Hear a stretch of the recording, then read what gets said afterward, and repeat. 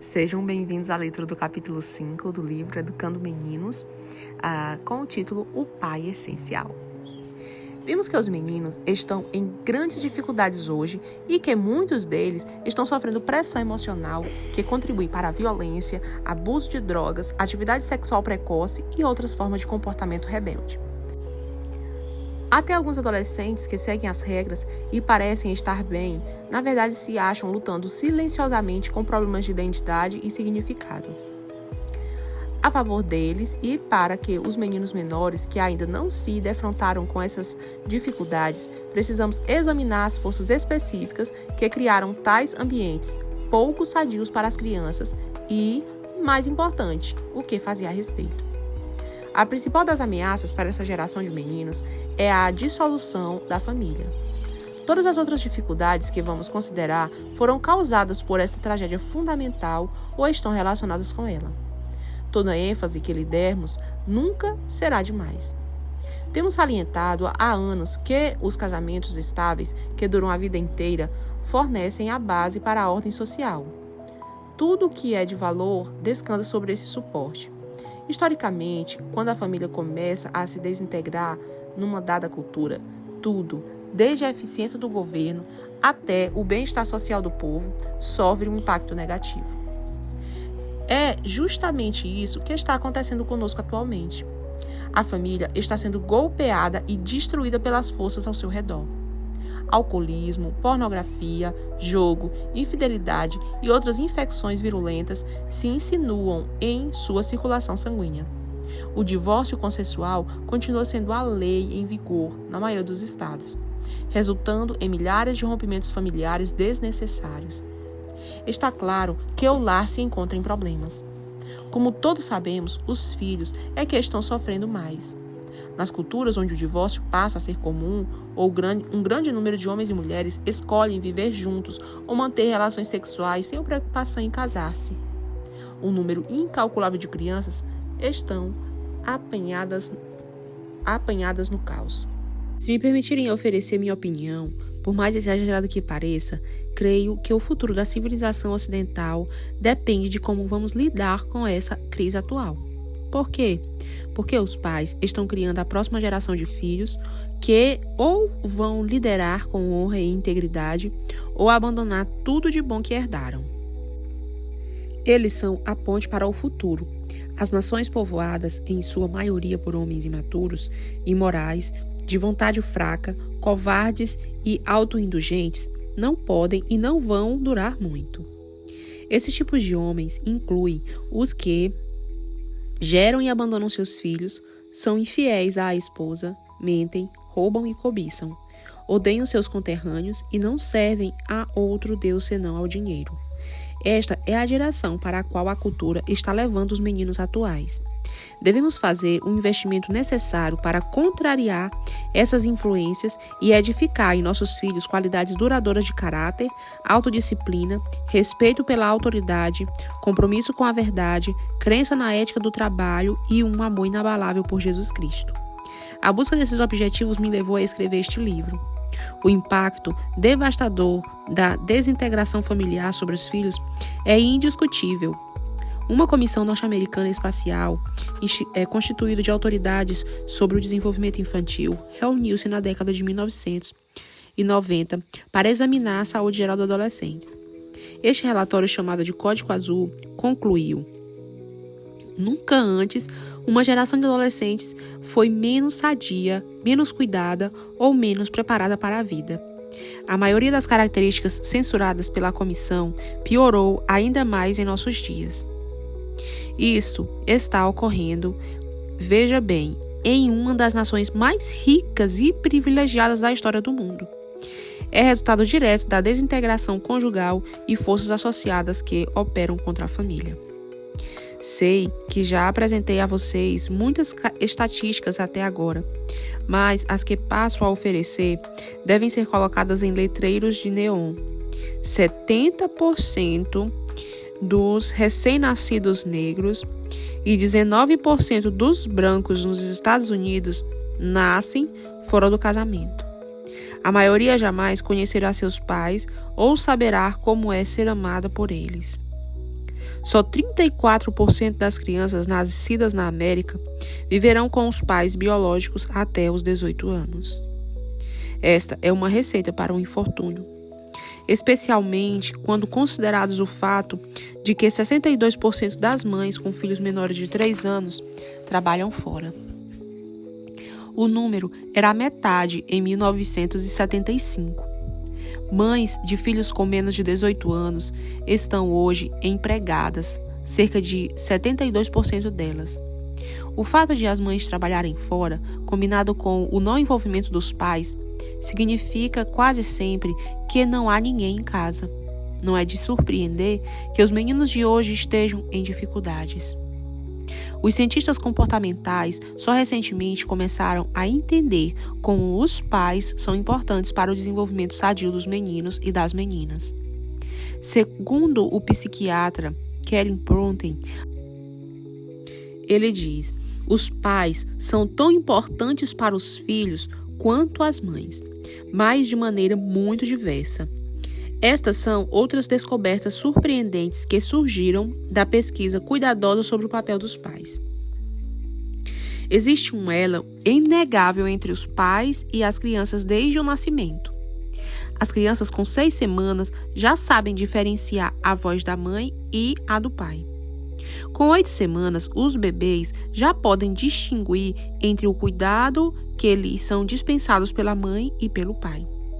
As crianças nascem com o impulso de encontrar o pai e ligar-se a ele. Quando começam a falar a palavra para pai, quase sempre precede a palavra para mãe. As razões disto são desconhecidas. Quando começam a andar, a necessidade do pai fica especialmente óbvia. Elas vão procurar o pai, perguntam por ele quando ausente, ficam fascinadas com a sua voz ao telefone, investigam cada parte do seu corpo quando lhes é permitido. Os adolescentes expressam a necessidade do pai de maneiras ainda mais complexas, competindo com o pai e confrontando seus valores, crenças e, naturalmente, limites. Para tantos filhos e filhas, só na morte do pai é que eles descobrem a intensidade e longevidade da sua necessidade paterna, especialmente quando ela não foi reivindicada. Embora os filhos de todas as idades, de ambos os sexos, tenham uma necessidade inata de contato com os pais, quero enfatizar novamente que os meninos sofrem mais com a ausência ou não envolvimento do pai. De acordo com o Centro Nacional para Crianças Desfavorecidas, os meninos sem pais têm 2 vezes mais probabilidade de abandonar a escola e de serem presos, e quase 4 vezes mais probabilidade de precisar de tratamento para problemas emocionais e comportamentais do que os meninos que têm pais. Durante minha revisão da última pesquisa para este livro, encontrei repetidamente a mesma questão perturbadora. Os meninos estão em dificuldades atualmente, principalmente porque seus pais e mães, especialmente o pai, estão confusos, trabalhando demais, exaustos, desinteressados, viciados em substâncias químicas, divorciados ou simplesmente incapazes de enfrentar os problemas da vida. Como indicado anteriormente, todos os demais problemas que atormentam os jovens do sexo masculino estão ligados a esses fatos da vida do século XXI. A principal entre as nossas preocupações é a ausência de um modelo masculino e a orientação que os pais deveriam prover. As mães, que tendem também a viver à beira do precipício, são obrigadas a fazer um trabalho para o qual têm pouco treinamento ou experiência. Por nunca terem sido meninos, as mulheres quase sempre possuem apenas uma vaga noção de como criar um deles. Os meninos são os grandes perdedores quando as famílias se dividem. O Centro Nacional de Vícios e Abuso em Substâncias da Universidade de Colômbia descobriu que filhos de famílias com os 2 pais e que tiveram relacionamento regular ou fraco com os pais tinham 68% mais probabilidade de fumar, beber e usar drogas do que os adolescentes que tiveram uma relação boa ou excelente com os pais.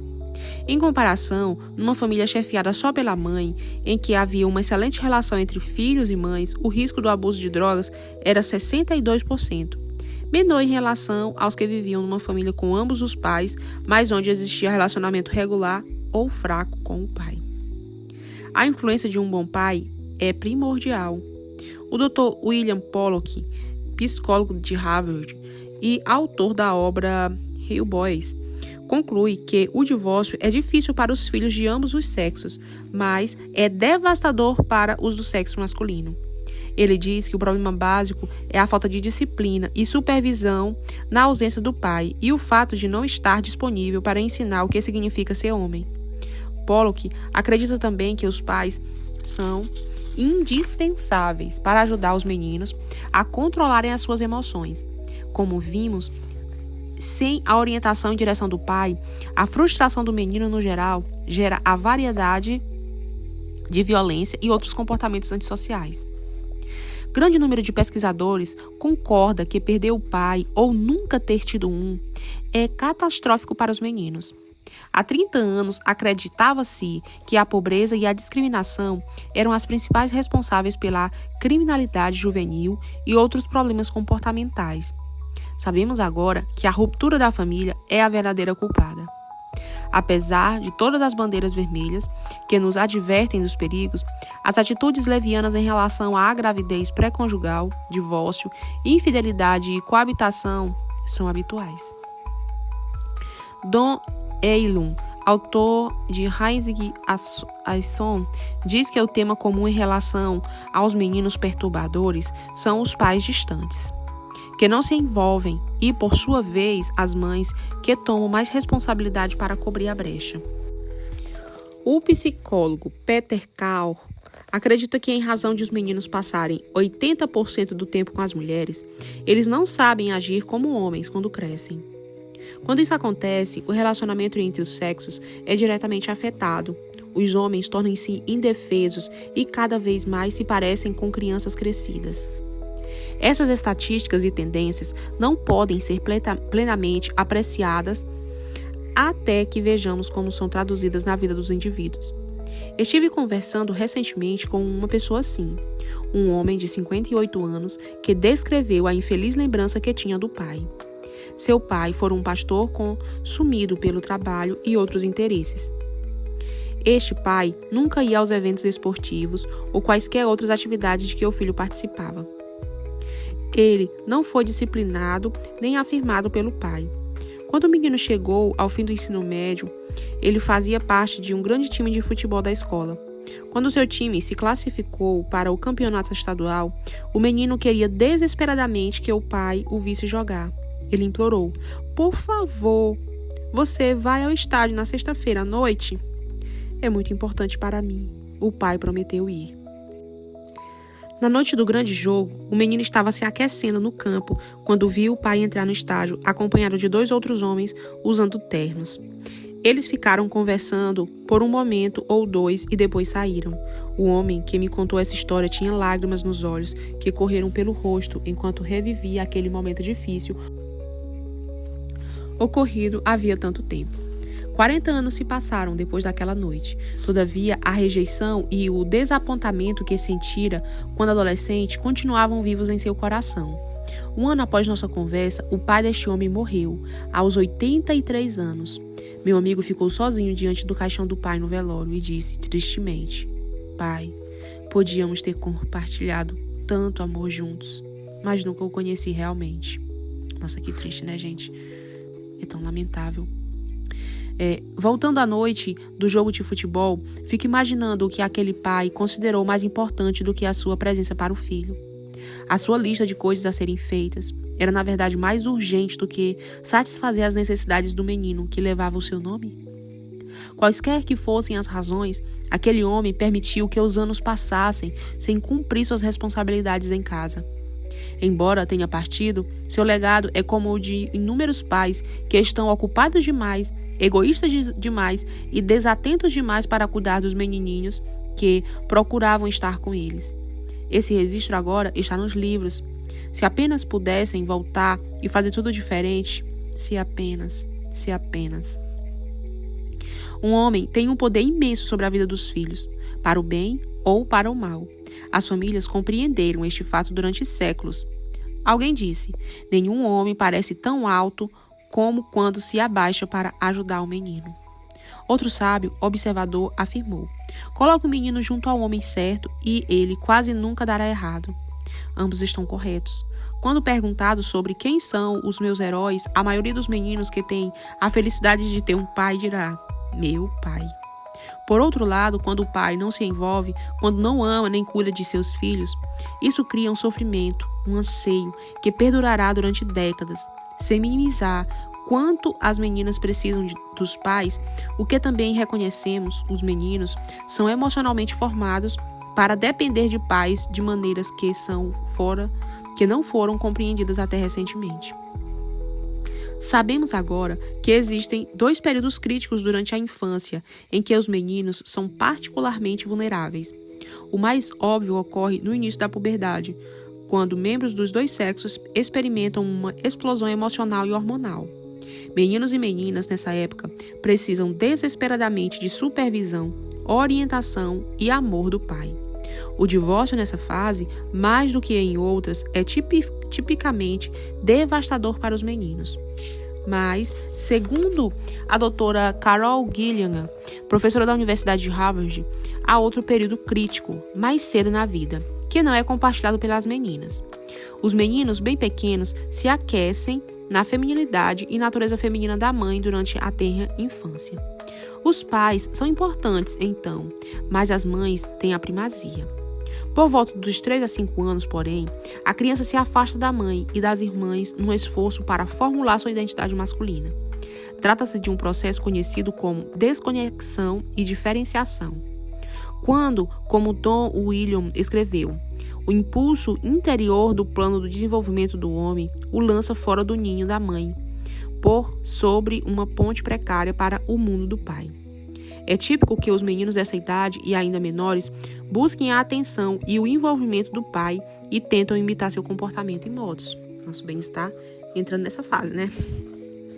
Lembro-me de meu filho identificando-se claramente com a minha masculinidade naquele período entre o jardim de infância e a primeira série.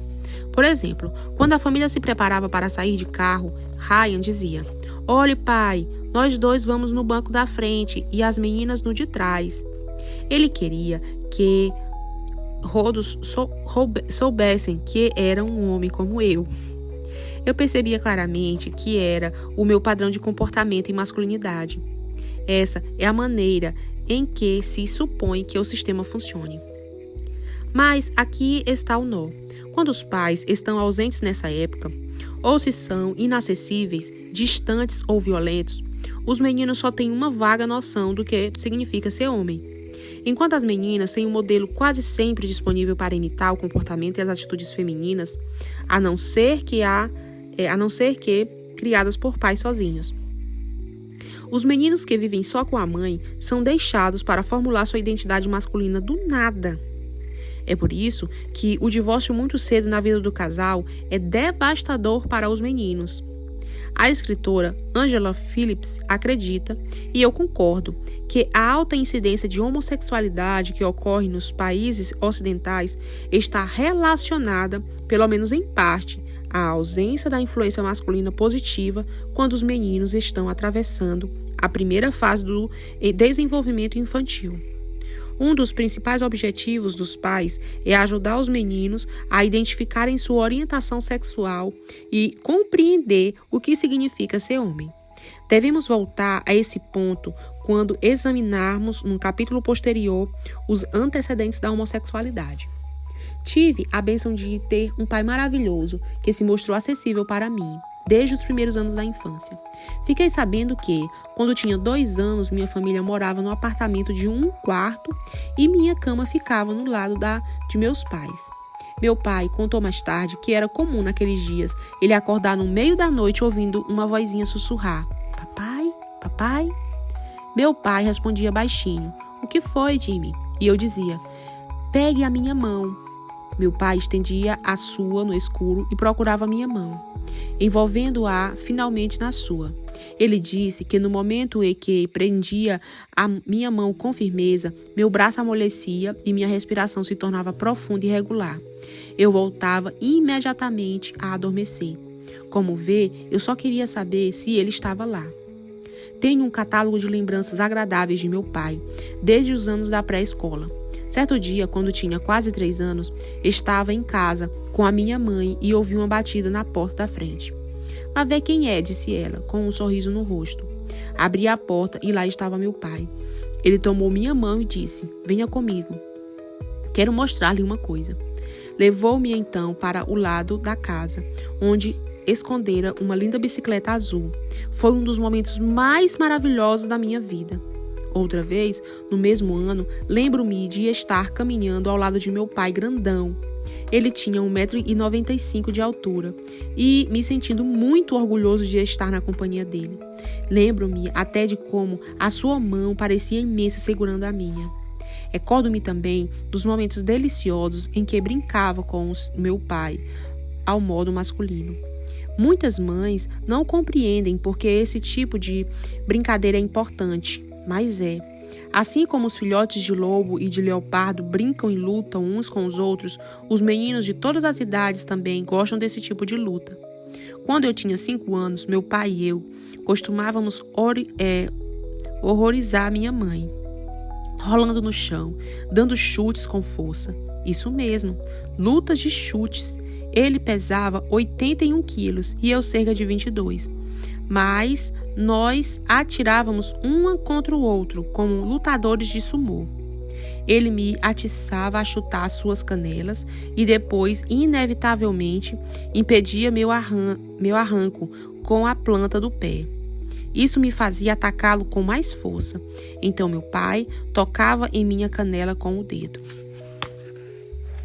Acredite ou não, eu achava maravilhoso. Acabávamos rindo histericamente, apesar das pancadas e contusões em minhas pernas. Minha mãe exigia que parássemos. Não tenho ideia da razão de eu gostar tanto dessa brincadeira. Era apenas uma coisa de homem.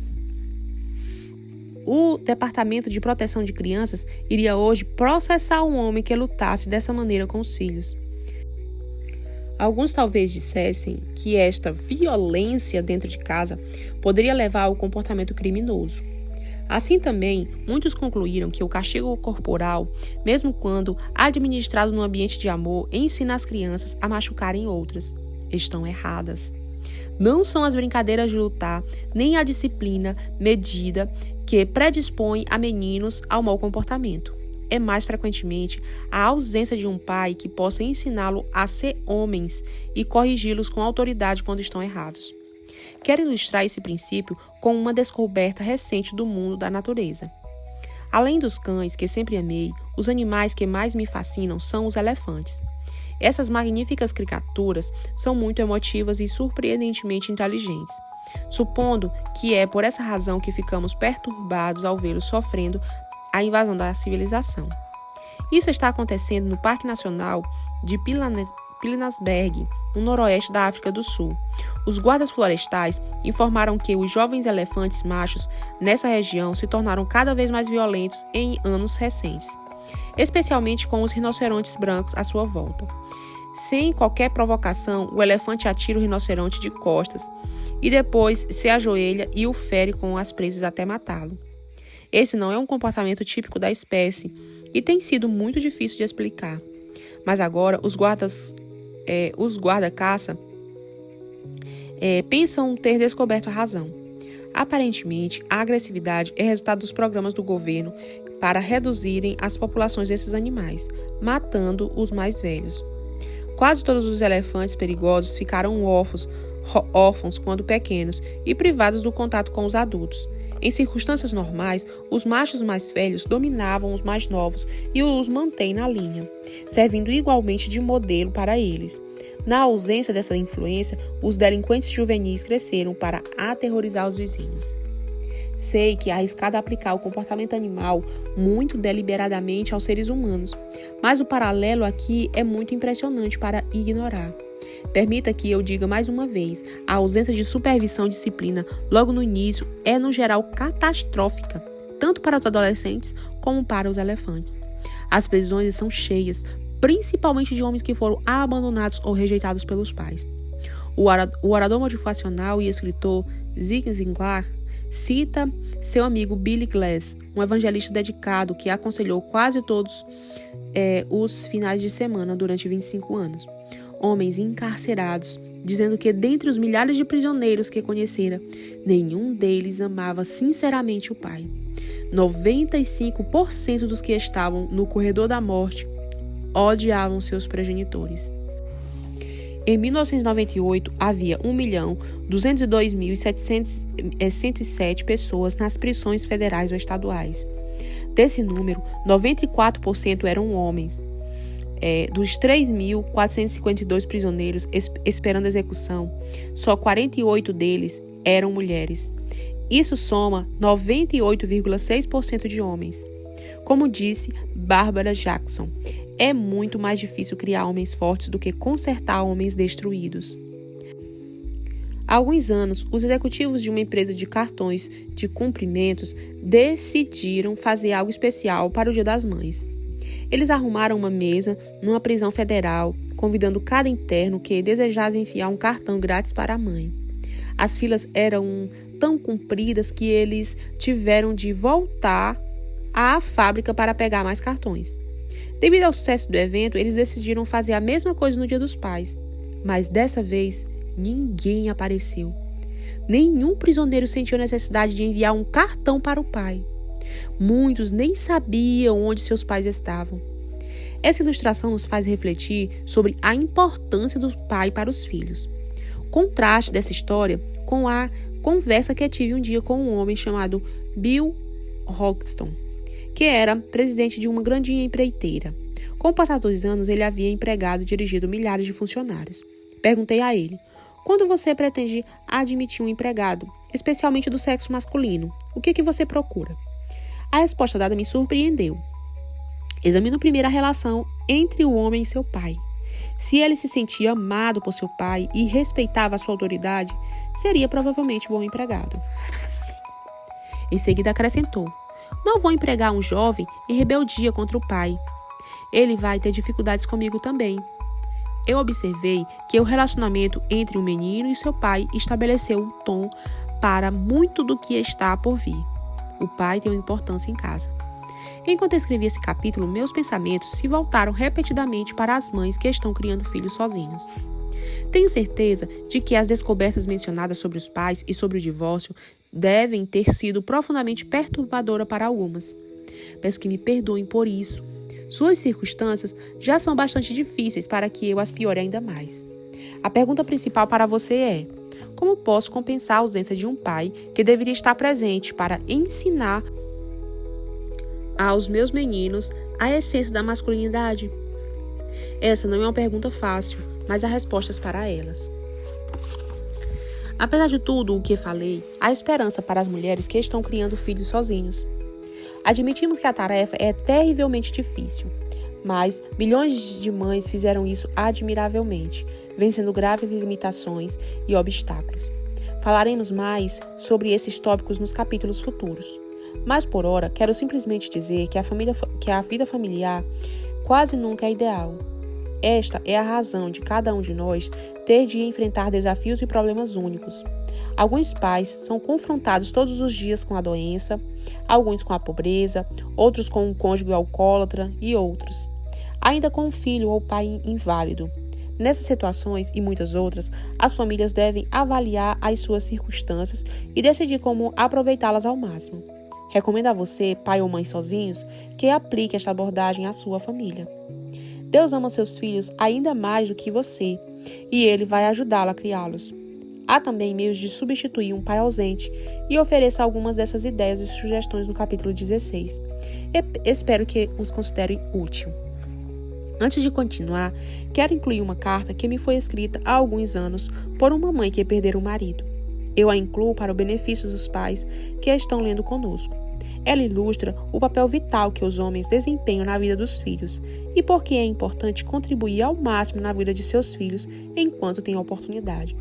Esta é a carta que chegou da senhora Karen Contig. Prezado Dr. Dodson, em seu programa, o Senhor sempre encoraja os seus ouvintes a escreverem. Nossa família nunca fez isso até hoje. Nós temos uma história para contar. Meu marido, Tiffany, foi piloto de uma importante companhia aérea durante os últimos 11 anos. Uma viagem de 4 dias em outubro último, e com alguns tempo livre antes do início do terceiro dia, ele decidiu sair para correr. Infelizmente, essa foi a última corrida. Enquanto corria, teve um infarto fatal. Cliff só tinha 38 anos e excelente saúde. Sempre comeu bem e procurava exercitar-se o mais que podia. Não houve sinais de advertência. Quando recebi o telefonema do vice-presidente de operações da empresa aérea, foi um enorme choque para mim. Nossa família não estava preparada para isso. Meu marido estava no apogeu de sua vida. Nossas 3 filhas tinham menos de 6 anos. Como Deus pode fazer isso para com nós? Como Ele pode levar embora o meu melhor amigo e o cabeça do nosso lar? No mês que se seguiu à sua morte e em cada dia que se passe, Deus está revelando algumas das respostas enquanto confio na sua fidelidade.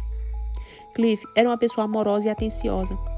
Ele tinha imenso amor pela família.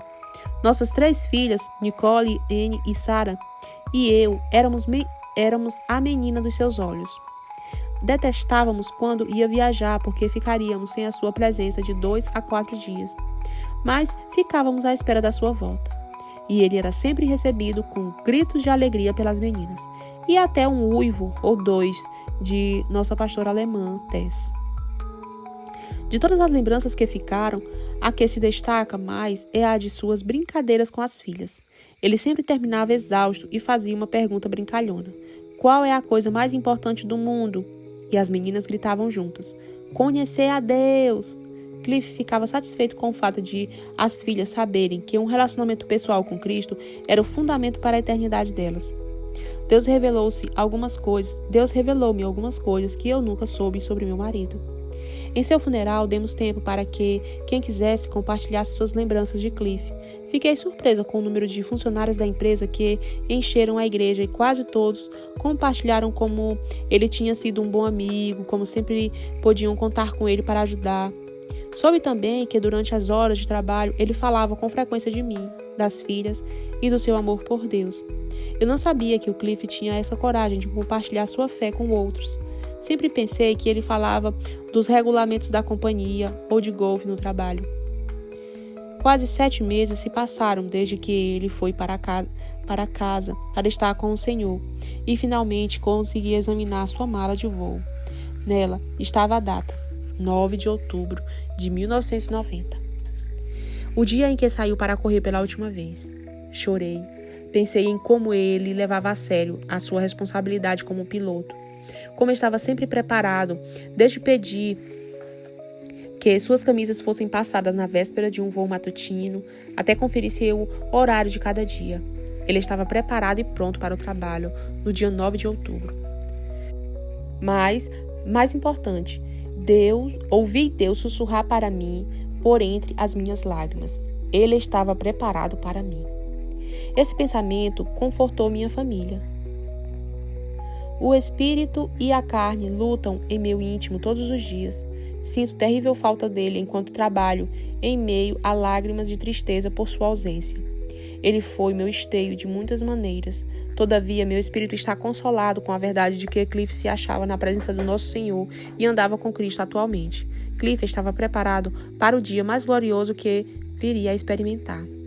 Estou aprendendo que, por meio daquilo que pode parecer uma experiência devastadora, devemos aprender a nos apoiar em Deus para receber força, mesmo quando achamos que não sentimos a sua presença.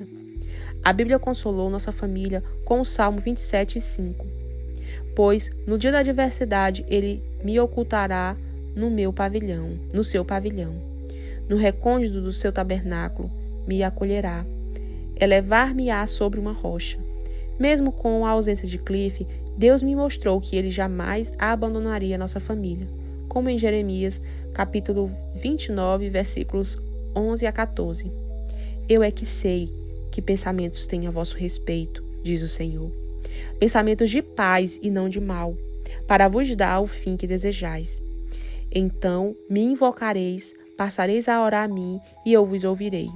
Buscar-me-eis e me achareis quando me buscardes de todo o vosso coração. Serei achado de vós, diz o Senhor. Enquanto Deus revela coisas maravilhosas sobre o seu caráter e o quanto ele ama nossa família, queremos encorajar seus leitores que talvez não conheçam Cristo pessoalmente. Ele jamais o deixará nem desamparará. Todos temos a vida eterna.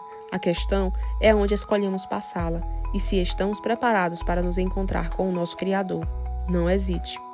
Nossa família sempre recebeu muito encorajamento por meio do seu programa e da sua revista mensal. Deus o abençoe, a sua equipe e suas famílias. Sinceramente, Kairi, né? Compartilhe essa carta principalmente em benefício dos pais jovens entre os meus leitores. Se estiver entre eles, quero lembrá-lo de que só Deus sabe quanto tempo você vai ficar nessa terra. A vida pode ser inesperadamente curta. Não desperdice as oportunidades de hoje se relacionar com os seus filhos ou ensiná-los sobre a sua fé. Não deixe que sua carreira absorva todos os seus recursos e torne você um estranho virtual em sua casa. Que as lembranças que deixar para trás, quer viva mais uma hora ou muitas décadas, sejam tão boas e amorosas como as criadas por Cliff. O registro dele já está nos livros. O seu falta ainda ser escrito.